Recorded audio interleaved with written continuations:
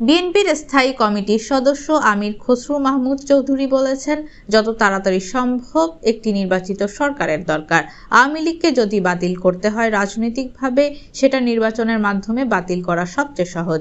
সেই বাতিল হবে পার্মানেন্ট বাতিল, অন্য বাতিলে কাজ হবে না। অন্য কোনো প্রক্রিয়া বাতিলে গেলে সেই বাতিল কিন্তু সাময়িক কাজ করবে, দীর্ঘমেয়াদে কাজ করবে না।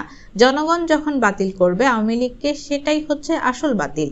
সোমবার 11 নভেম্বর চট্টগ্রাম নগরের ইনস্টিটিউশন অফ ইঞ্জিনিয়ার্সে বিপ্লব ও সংহতি দিবস উপলক্ষে চট্টগ্রাম সম্মিলিত পেশাজীবী পরিষদের আলোচনা সভায় প্রধান অতিথি হিসেবে এ বক্তব্য দেন তিনি। আমির খসরু মাহমুদ চৌধুরী বলেন, যত ধরনের সংস্কারের কথা আমরা আলাপ করছি সেটি রাজনীতিবিদরাই পূরণ করবে।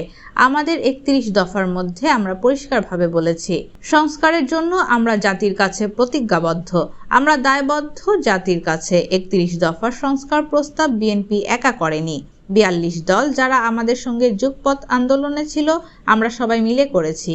তিনি বলেন, বিভিন্ন ধরনের রাজনৈতিক খেলাধুলা চলছে বাংলাদেশে।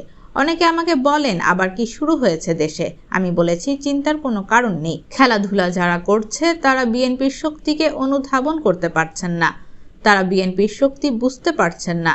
এই বিএনপি সেই বিএনপি নয়। এই বিএনপি অনেক শক্তিশালী অবস্থানে, এর শেকড় অনেক গভীরে চলে গেছে।